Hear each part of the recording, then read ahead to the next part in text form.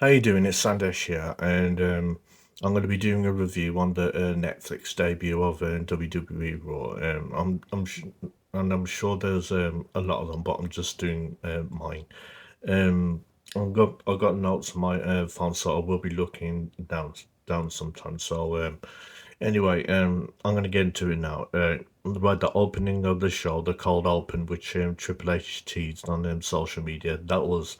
Man, that was seriously good. That was, and you could tell by the look of it, even though that the lights are down, you could tell that this Raw felt was gonna be completely different. And anyway, Triple H was narrating about the evolution of wrestling from the Carney days, and then into TV, and it was good to see that he acknowledged the legends like Mean Gene, Bobby Heenan, and that, and the thing is, and I like the fact that it also showed that you got some guy doing a painting, of individual stars like Hogan and Austin and that, and it was really good how they show like different clips from the past, like when Undertaker chucked Mankind off the cell, and Austin and stuff like that. And I like the fact when it showed the shot of the overall shot of the finished painting, and it was the size of the ring canvas. That was incredible. And then I like the fact that the curtains came down, and then it showed the brand new ring mat, and Triple H was standing right there in the center of the ring, and he basically greeted everyone to the brand new era of WWE. He was like, "Damn, this is different, man!" And the opening was well done, and production wise, it was like, man, this show was like top tier. It didn't even feel like it was the usual in WWE affair. I get the feeling that Bruce Pritchard and the usual people were not involved as far as like the camera work. It feels like Netflix was the one that they used Netflix's equipment, and including the audio as well, because the audio was like a lot more cleaner and crisper. And anyway, the next segment was the Rock. The Rock came out, and they used the um, Jim Johnson version, which I liked. I like the fact that they didn't go back to the final boss one. And anyway, sorry about that. I'm just reading off my notes. And he came to, and he basically said, "Welcome to the new era of WWE, the Netflix era." And he was talking about the Samoan culture and how important it is to wrestling, and it really did feel like he's. It felt like to me his when he was talking, it felt less of the fact that he's not gonna wrestle this year because it was such a baby face way. It's probably because the fact that he's playing up the fact that this is the debut show and he's gonna play the baby face. But I don't know. I think, correct me if I'm wrong, but is he getting ready to do Fast 11? Because if that's the case, and then he definitely can't do WrestleMania, because I know he's going to be in Fast 11. But I also heard that they're doing like reshoots on a film or something. But anyway, I'll just get the feeling that he's not going to be at WrestleMania this year. But the thing is, tell you the truth, they honestly don't need The Rock to wrestle at WrestleMania. They really don't need him because I mean they're doing just fine as it is, and it felt that to me it felt like The Rock didn't need to be there, but I get the feeling that was a Netflix decision that they wanted him. I understand why they want him because he's such a big star, but the thing the thing that made me laugh, right, the thing that made me laugh was when Pat McAfee said that he's the biggest movie star in the world. It's like he ain't got nothing on Tom Cruise. Sorry, he ain't got nothing on Tom Cruise in the slightest. Anyway, and then we go into the match with Roman Reigns versus Solo Sikoa for tribal the tribal combat match for the Ulafala, and the entrances were long. What a surprise! But the first half of the match, it felt slow and it felt a little kind of sloppy to me. This is just my opinion. And to me, it felt like if it felt like to me that Solo was like a little tired or something, or maybe he was just acting it up. If he was acting it up, and then he did a really good job of being like, Roman Reigns is kicking his ass, and then the second part just kicked into a high gear when the interference started happening with Solo's bloodline, and the thing that I just burst out laughing when Roman Reigns was about to do the I think it was the spear or the Superman punch. Then out of nowhere, Kevin Owens comes out of nowhere. No, before that, it's before that. Um, After when Tama Tonga comes out and the Samoan werewolf and Jacob Fatu comes out, and then Sammy and Jimmy come out, and then obviously they fight them off, and then out of nowhere when Roman Reigns is about to do the Superman punch and the or the spear, then Kevin Owens comes out of nowhere, out the blue, and gives him the stunner. I did not expect that. It just made me laugh. And he was like, you was just motioning to Solo Sikoa to pin him. And the thing is, when it was a 2 count, and then Cody Rhodes came out. The second half of the match, I loved it. The second half of the match, but it was like Solo was not going to win this match at all. Roman Reigns was going to get the Ulafala back, no matter what happened. And and then The Rock came out and then get and pretty much put it the Ulafala around his Roman Reigns' neck. But it was a pretty good match. But I would say it got really good in the second half. It's just my opinion. You probably might have different an opinion, but I will say this: Raw in general was not boring. I was not bored of it, and that's the thing I liked about it. I was not bored of it. Anyway, next segment, New Day came out. This is the thing I like New Day, the new direction that New Day's going in, with Xavier Woods and Kofi. But I'll get the feeling if they don't do something substantial with them soon, I mean they're gonna end up being forgotten, and that's gonna end up really hurting them. Anyway, they came out and they was talking about Drake winning some beef with another rapper. I was like, this is the best you got for this is the best you got for New Day. It was like wow, it just felt like a nothing burger. This segment did, and the thing is, again, I like the New Day, especially the brand New Day. I like the direction that they're going, but I just hope that I just hope this is just not what they're saddled with. This is not what they're saddled with. I just hope that's not the case. Anyway, and then they start showing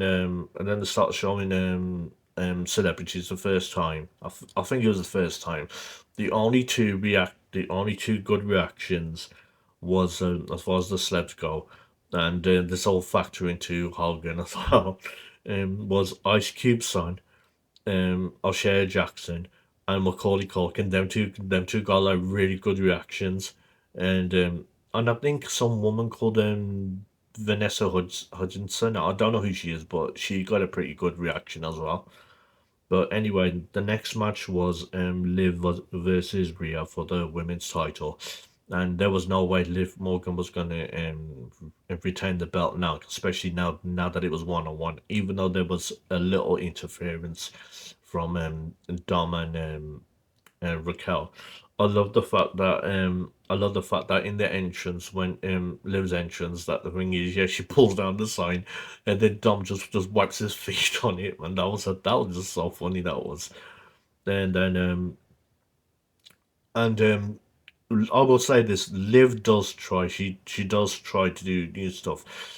And this match was not bad, but it was like, come on, how she was not gonna take Rhea. I mean, look how big Rhea Ripley was compared to her, and you guessed right. But and then when and it's funny because as soon as she won, and then Dom tried to like, yeah, yo, come on, let's hug it out. I'm sorry. And then she just kicked him in the balls, and then did a finishing move on him.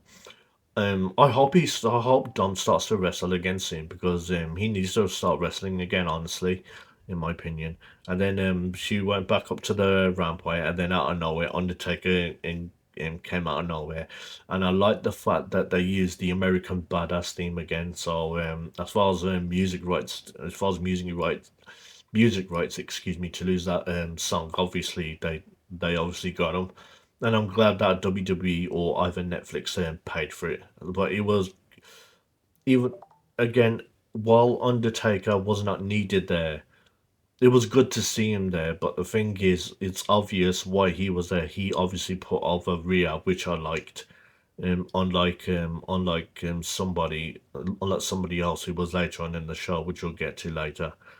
Um, and then they also announced that Raw is gonna come back to Madison Square Garden, which is really good news. I'm really glad that Triple H is not forgetting about Madison Square Garden. Although Vince is like, fuck Madison Square Garden, we don't need it, even though Madison Square Garden was such a big part of their history. I'm so glad Triple H hasn't forgotten about um, MSG, even though MSG isn't one of the biggest arenas. It's about the history that surrounds it. Um, then the next match, I can't remember if there was a segment in between the Jey Uso and Liv Morgan match, but if there was, I've probably forgot about it. And the next match was Jey Uso versus Drew McIntyre. And man, his entrance was just, oh, before getting to his entrance, Travis Scott was there. Okay.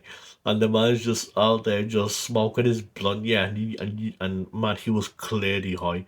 And I like the fact that and I like the fact that McAfee was just acknowledged it. He was going, yeah, he's just taking in some of that sage.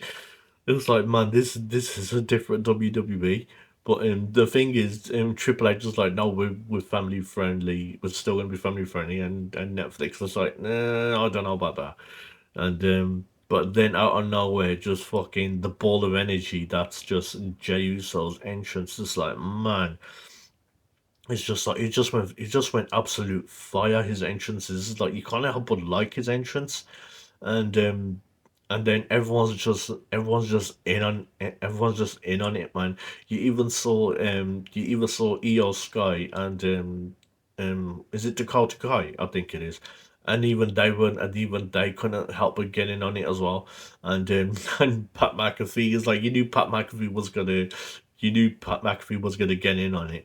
And then Michael Coleman is like, I love the fact that this one like about Pat McAfee. Yeah, he could get Michael Cole to do something like that, man. And I like the fact that Pat McAfee and Michael Cole did jump on the and on the desk and then the start of doing the arm gesture. It was this is just brilliant, man.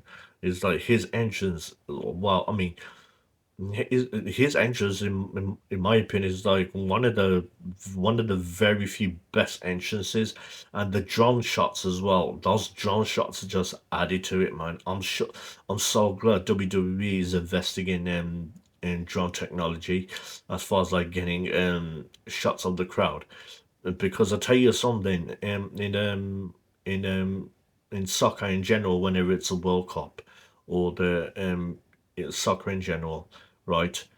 I don't know if they invest in drone technology, but if they don't, I don't know why that they don't. Because imagine if someone scored a goal and you was able to get that certain camera shot with a drone, which you can't do with traditional cameras. I mean, that'll be an incredible shot, and it would just add to it when people watch it on TV as well. Because on TV, on those drone shots on Jay Uso's entrance was just incredible to see. Anyway, and then obviously Drew McIntyre came out, and then the match started. And obviously, while it was a good back and forth, you knew that Drew was gonna dominate a lot of that match. I mean, Drew McIntyre's incredible. I really hope he wins the belt. I really hope he does get the title again because he seriously deserves it. After what him and Punk did in their feud, it was like, man, that feud was even better than and than the Bloodline feud with Solo Sikoa because Solo, I don't think so. I think they put way too much on Solo, which clearly was not his fault. Which clearly was not his fault.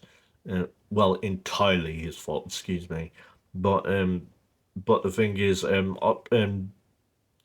was good back and forth match. Excuse me. I like the fact that Drew was about to go for the his bro kick. I think no, not bro kick. His kick that he usually does, his finishing maneuver, and then um Jay just collapses. He just collapses, and Drew's like, look at this. I'm gonna play with him for a while, and then out of nowhere, Jay Uso just Jay just played in full. He used Drew's arrogance against him, and that was a really smart way for Drew to get one over on him. But there's no way this feud's over yet. I see this feud continuing in the Royal Rumble. Um, the next segment was the infamous Hogan promo with Jimmy Hart. The the thing was, I give Jimmy Hart credit. Yeah, I mean Jimmy Hart's pretty much 80, right? And that flag was big, man, and he was waving it like no man's business. I think I would probably struggle to do it, man. And credit to Jimmy Hart.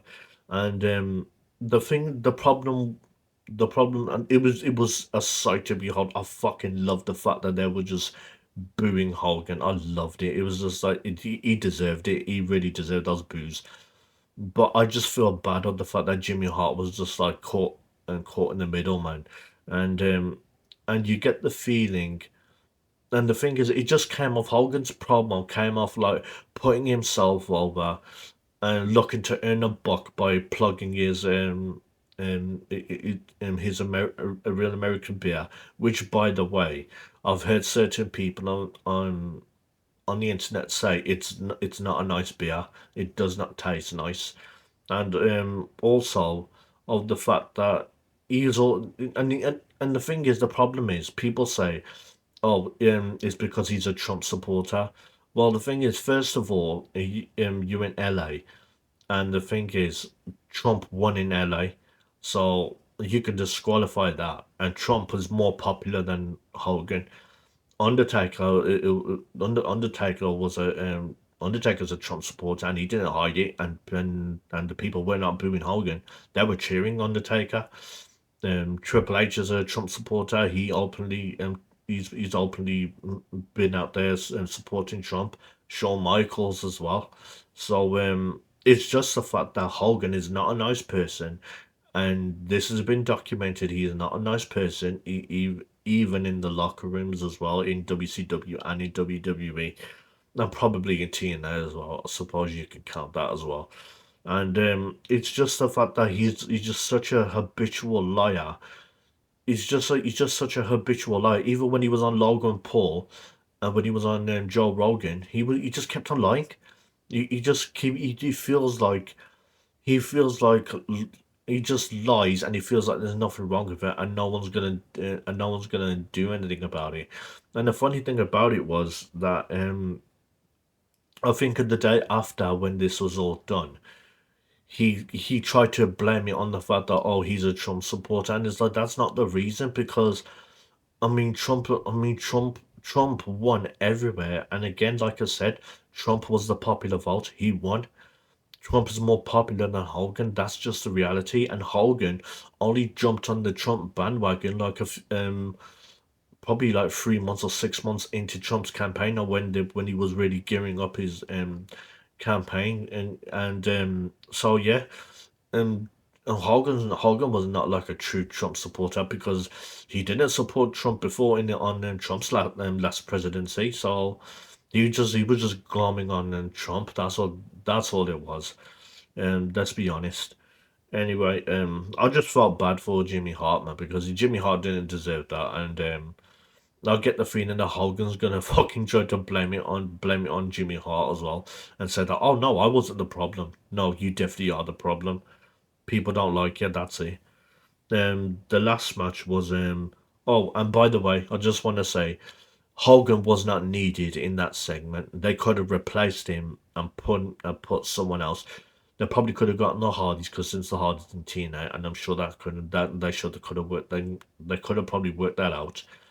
They could have gotten the APA. They could have gotten the Dudleys. They probably could have gotten Trish. They could have gotten anyone else. It was like, why specifically Hogan for? Why him? It just made no sense to get him. And also that comedian, I think his name was Fluffy. He was also in the crowd. Even he said the day after that it made no sense to get Hogan. It didn't make any sense. Why Hogan? Anyway, and the last match is was Seth Rollins versus CM Punk. Now I'm gonna say this: I don't like Seth Rollins, and I think what he wears, the clothes he wears, and his entrance is just absolutely ridiculous, but it's ridiculous and stupid in all in just the worst way possible. But I also not stupid, and I also know he is not for me. He's not going to be for me. So I'm like, you know what, he ain't for me. But fair enough, people like him, and it clearly showed in the crowd. And and then obviously CM Punk came out and he just had a massive roar. But the thing is, I'll tell you this now. Jay Uso had the best reaction of the night with his entrance. His reaction to me honestly beated CM Punk's, Undertaker's, and The Rock's combined. Honestly, there's like people just did not want his entrance to stop. Anyway, I like the fact that from the get go they just ran at each other, and just started brawling a lot like that start. Unlike the match, unlike the tribal combat match at the beginning, where the thing is they locked up. I would have rather they started punching each other because that would have made a lot more sense. Turn it into a fight. That's what the CM Punk Seth Rollins match was. It was a full on fight. They pretty much went all everyone on the outside, and I like the fact that Seth did the pedigree on CM Punk on the table on the outside, and I like the fact that they were doing each other's finishes on each other. When Seth did the buckle bomb on CM Punk, I was like, oh, don't fucking injure Punk now, man. Don't be a fucking idiot. But I'm glad that CM Punk was able to recover because I mean CM Punk 46 man, and he's even said he's not gonna be able to do it for too long, especially since he's over 45. So anyway, this was a really good match, and I gotta this was the match to like this was a match to end the Raw, as being the last match. And I've got to say, even though people were complaining that there was only 4 matches and it was 3 hours, I will say this: they were timed well. Even though the Roman Reigns match went on, I will say too long, but I would put the blame on the entrances, on how long the entrances were. I will blame that on that. But apart from that, the matches and the segments were well timed, except the Hogan thing. The Hogan thing, you could have just took that out. Hogan was not needed there. Anyway, all in all, that crowd was not boring. The crowd was just like so into that so into the night, and it actually helped the show. All in all, um, that that was a pretty hyped. I would say the hype of the show lived up. It really did live up, and the crowd, and like I said, the crowd's reaction just helped out so much. And I will say, out of a 10, I'll give it a 7 out of 10.